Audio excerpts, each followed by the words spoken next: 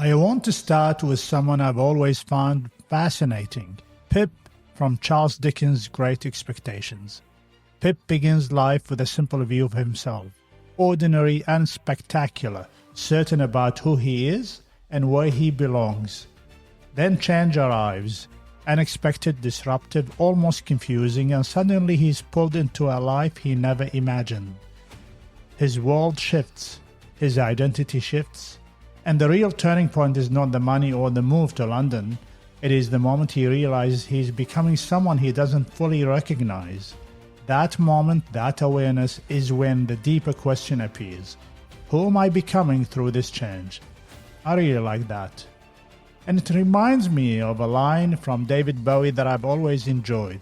He once said, "I do not know where I'm going from here, but I promise it will not be boring." Every time I hear that, I smile. It feels true. Change is uncertain, but it is also strangely alive. Bowie never just walked through change, he shaped it.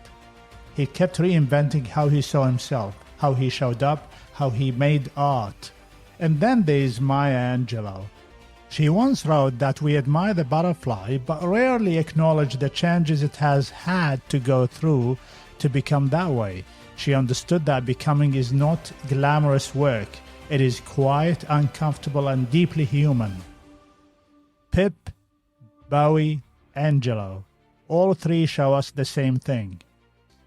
Change is not just something that happens around us, it is something that happens through us. And maybe the real invitation is to slow down long enough to actually notice who we are becoming inside it. I am Ali Juma, and I have a change question. This is a short solo series inside the inner game of change, just me exploring the questions that stay with me and offering them to you in case they stay with you too. It is not therapy, it is not advice. It is simply a quiet moment to pause together and think about the changes that shape our lives. Who am I becoming through this change? Here's something I find really fascinating. Neuroscientists often say that our brains do not simply record what happens in our lives. They actually construct our experience. We see the world through a lens we have built over years, with our memories, our culture, our fears, and our hopes. So when life changes around us, our perspective changes too. And it is not only the situation that shifts, it is the story we tell ourselves about who we are in that moment. Literature has always understood this. Think of Elizabeth Bennet in Pride and Prejudice. At the start, she is sharp, witty, and certain of her judgments. Then life presents her with information that does not fit her old view. She resists, we all do, but slowly she sees herself more clearly. That self-awareness becomes the doorway to her transformation. Or Scrooge in A Christmas Carol. He resists every pull toward generosity and connection. Then he is confronted with versions of his past, present, and future. He does not escape change, he lets it work on him.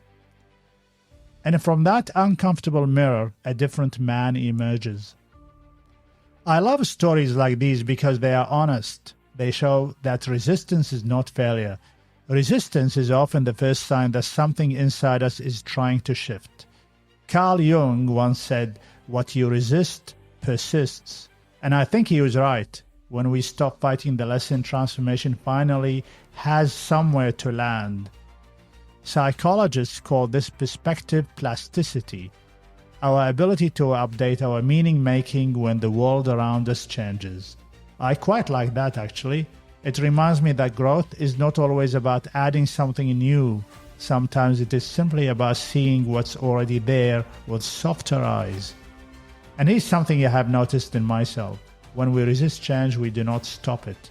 We only delay our participation in it. So maybe the real question is not how do I go through this? Maybe it is, who is this change helping me to become? If you want a gentle way to sense how much change has shaped you, here's something I often do myself. Look back. Think of who you were 12 months ago. What beliefs have softened? What stories about yourself feel different now? Look around. What feels different about how you show up, how you listen, how you react, how you make decisions? Real growth often hides in these small daily moments. Look ahead. What do you want this chance to leave you with? A boundary? A habit? A bit more calm? Naming it gives the whole thing direction. That simple reflection turns random change into pattern and pattern into meaning. To me, that is self-awareness, change awareness, or even change intelligence. And here's the part I find most beautiful.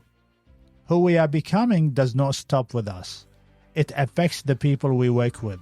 It shapes the mood at home. It influences how our friends feel around us. It trickles into teams, families, and communities.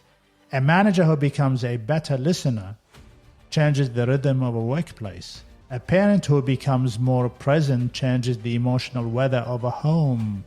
A friend who becomes calmer makes everyone breathe a little easier. Personal change always leaks outward. It is never just personal. Viktor Frankl once said that between stimulus and response there is a space, and in that space lies our power to choose. That is where becoming begins.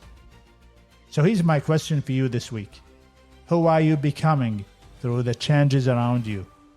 And what ripple might that becoming leave on the people around you? I will leave you with this question.